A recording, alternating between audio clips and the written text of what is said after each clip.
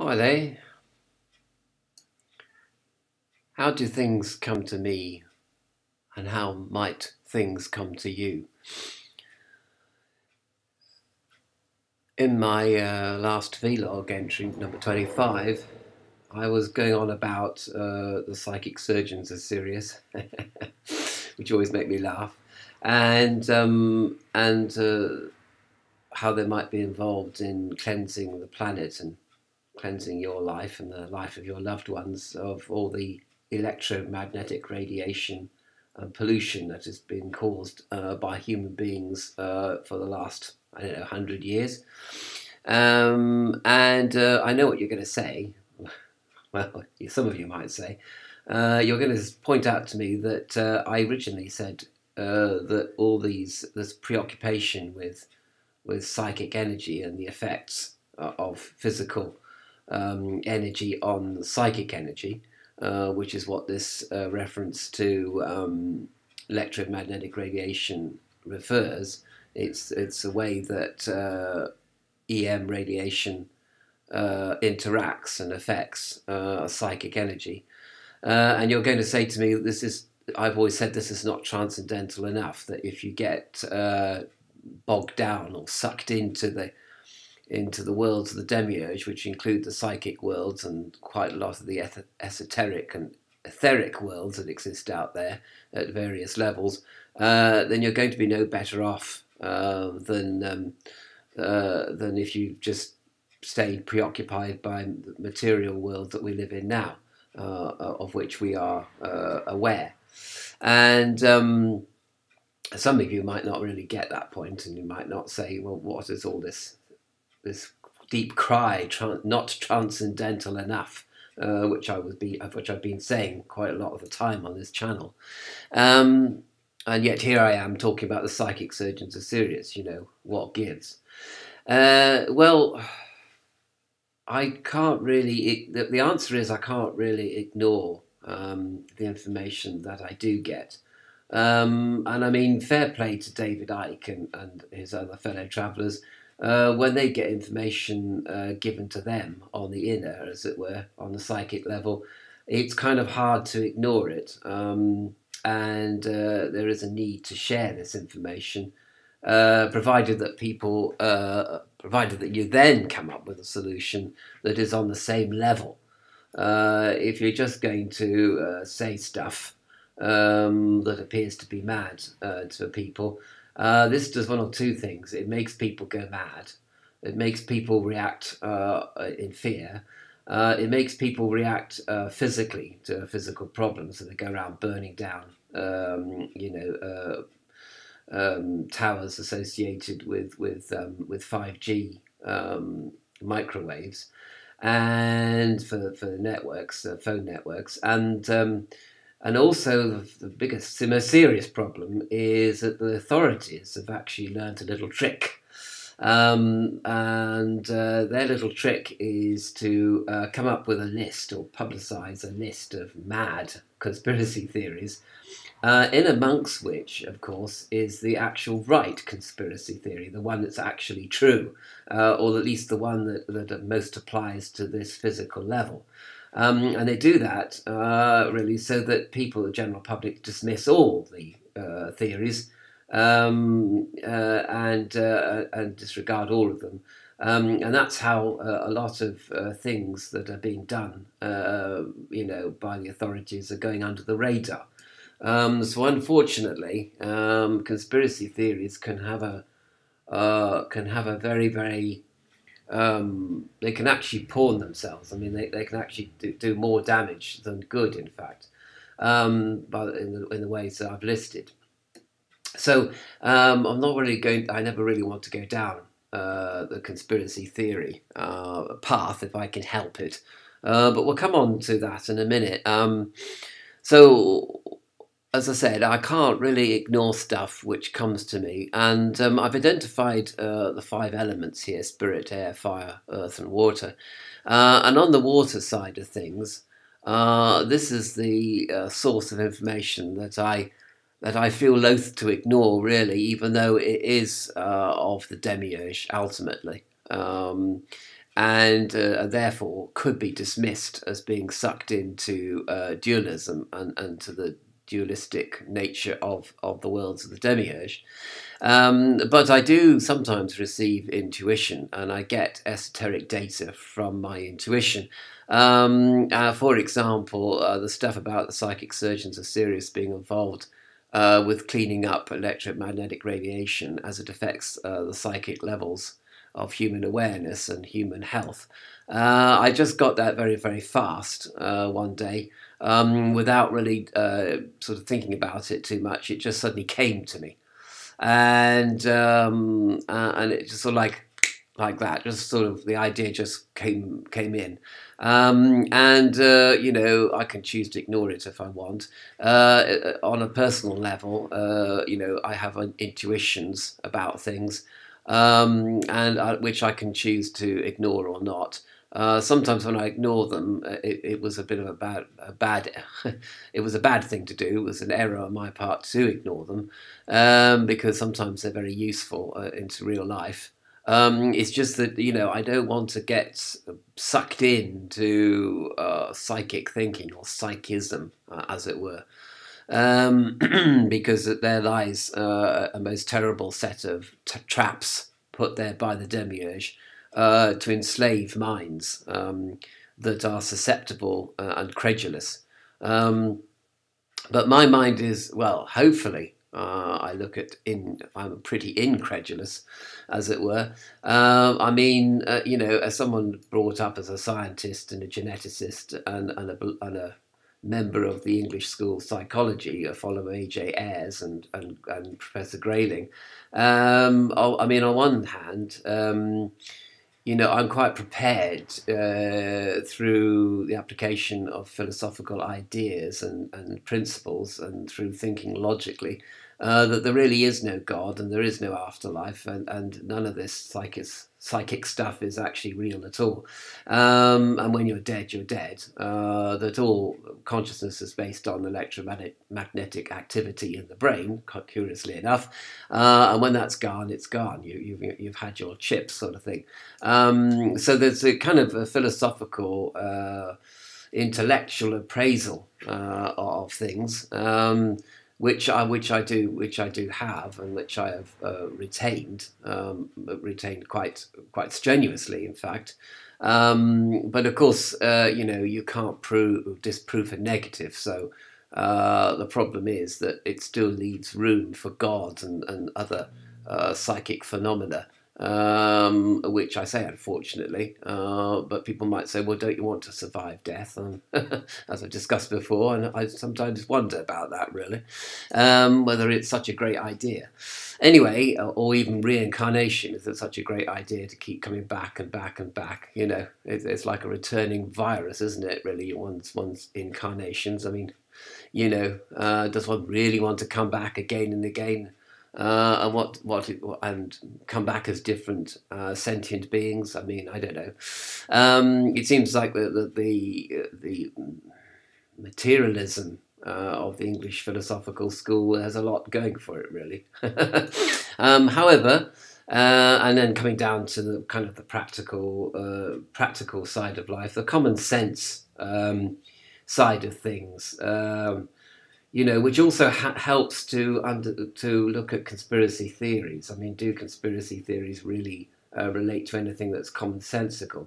But as I said, you know, in amongst the dotty stuff, for example, you know, Wu Yang in China, I can quite imagine that somebody in the employ of this biological warfare research institute was over the years, he's been making some money by selling live bats to live markets where you buy the bats live.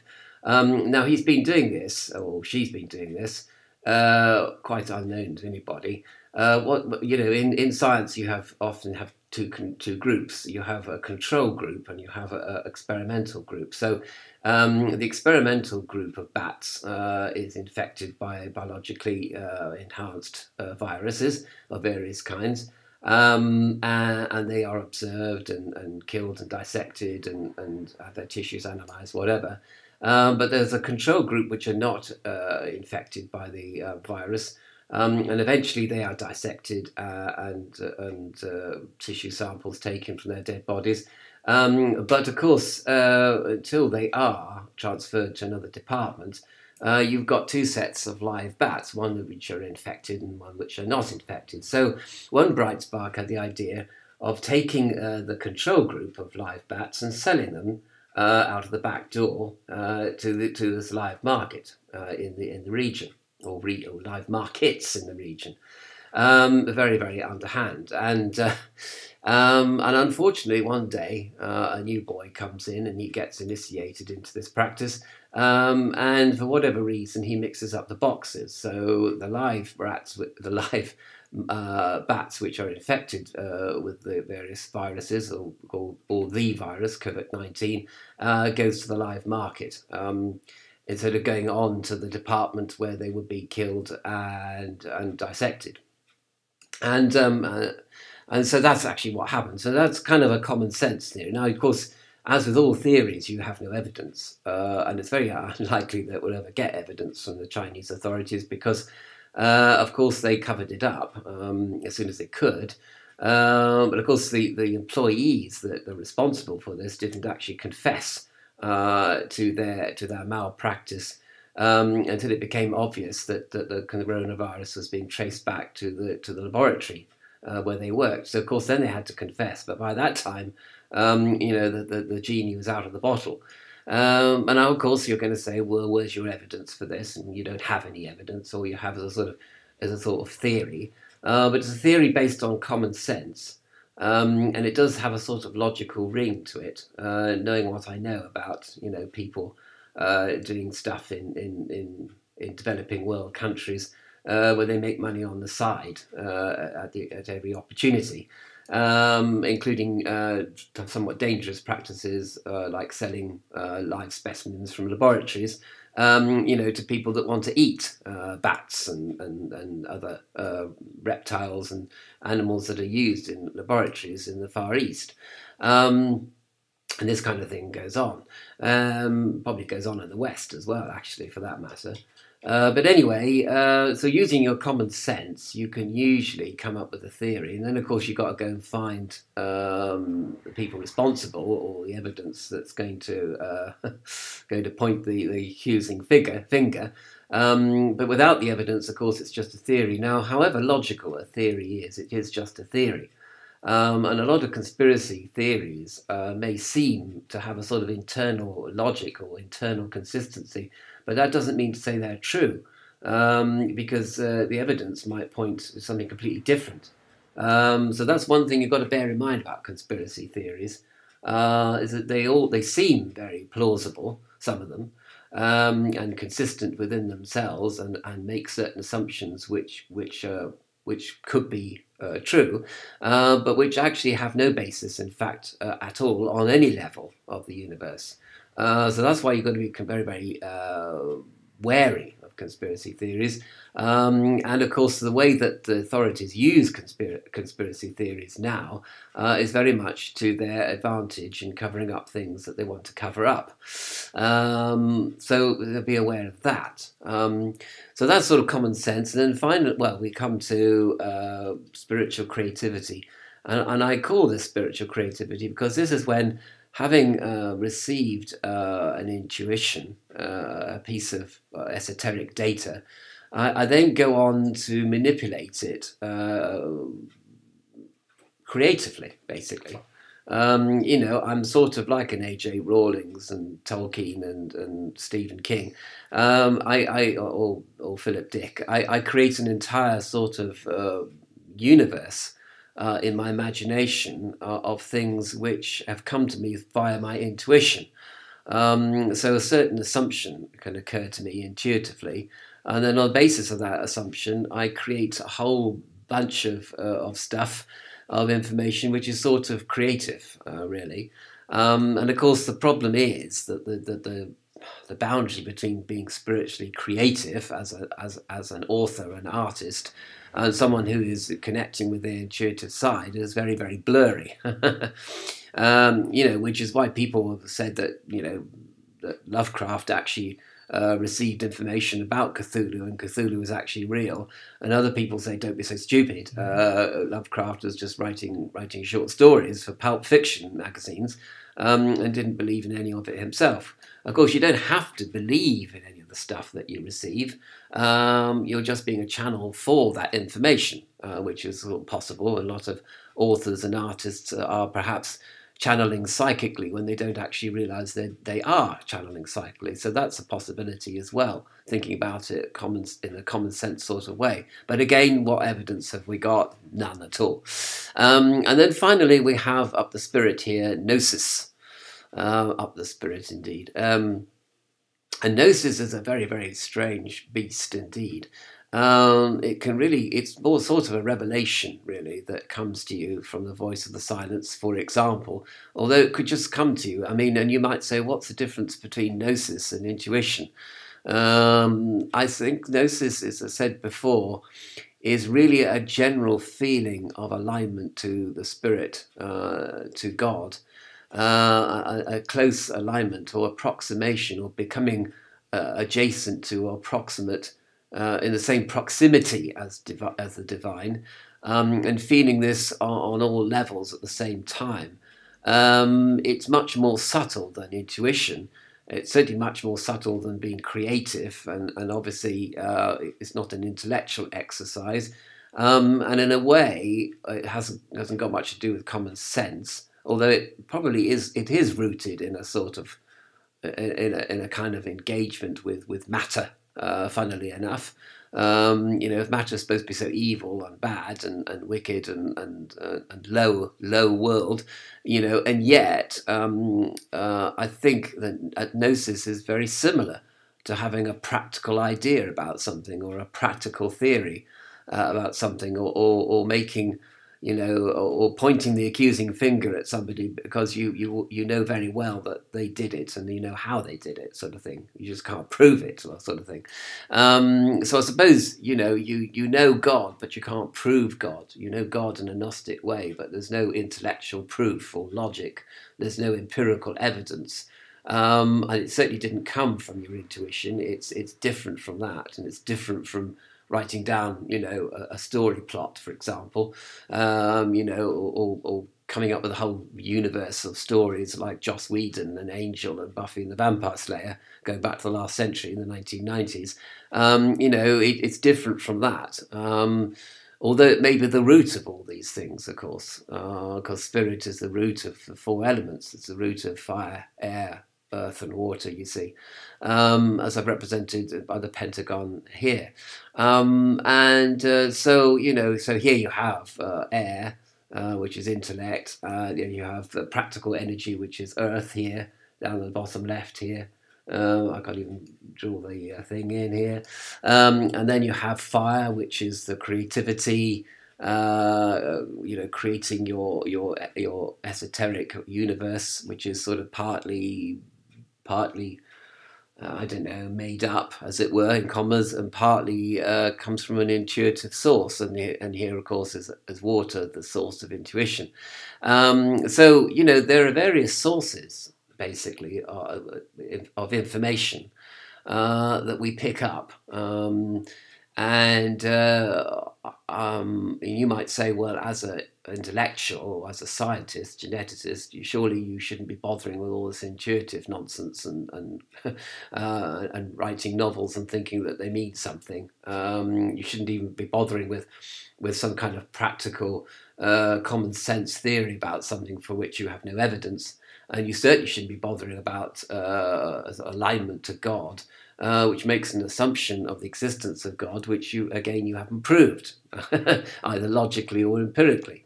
But I do count all these different sources of information as being of equal validity.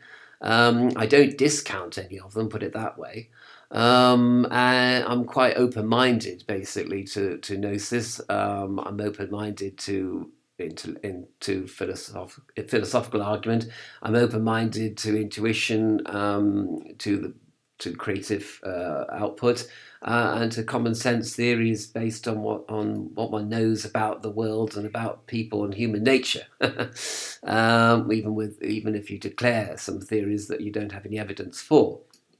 So I hope I've shown really that you too should remain open-minded. That's kind of a given.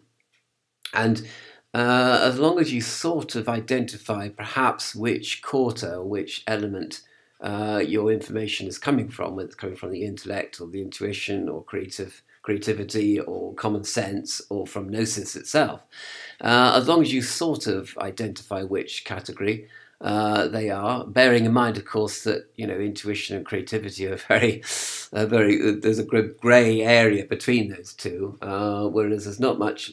Well, there's a slight grey area between intellect and intuition, actually. A lot of scientists have used their intuition to further their empirical investigations, interestingly enough. And of course, a common sense approach to life is always good, no matter what level of consciousness you're actually on. And generally, you should look at stuff as a functional thing. And if voices in your head are telling you to cut yourself or go and cut somebody else, then you should go and see a psychiatrist, and take absolutely no notice of the information coming to you because it's dysfunctional.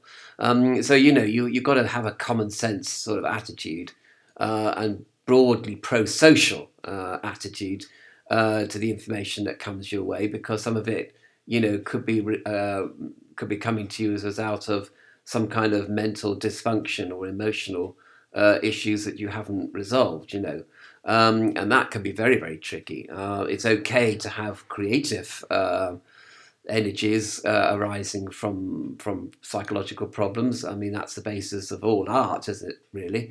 But when it comes to intuition, a bit dodgy.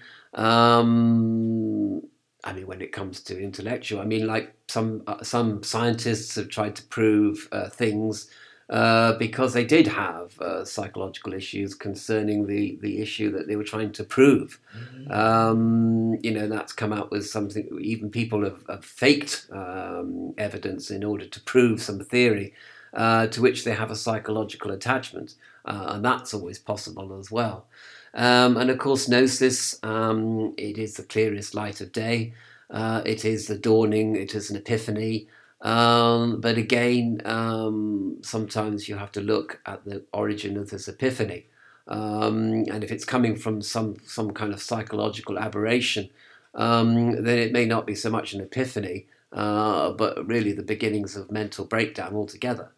So be careful of that. So anyway, it's just sort of interesting to note briefly the origins of where we get information about ourselves from, and about the world, and about other people, and perhaps about the different levels of reality that exist in the world of the demiurge, and even about information about the transcendent realm of the true God.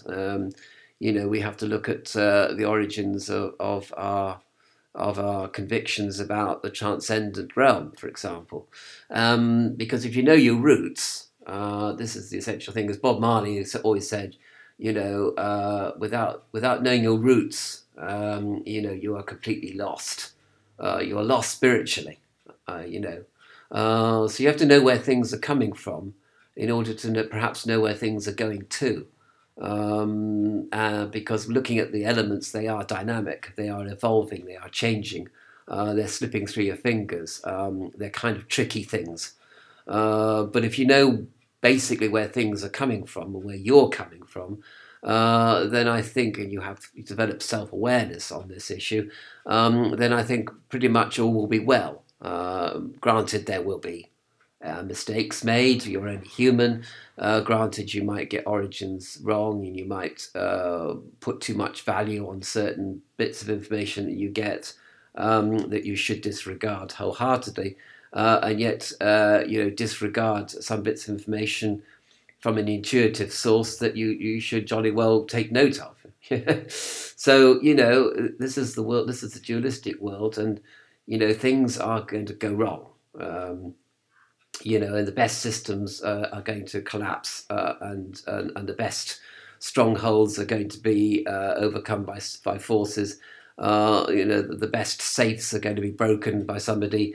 The best encrypted messages are going to be intercepted. So this is the world we live in, whether it's digital or physical or psychic. This is the world we live in. So, I don't mean to put you off or anything. Just step lightly through the world, but also step carefully as well.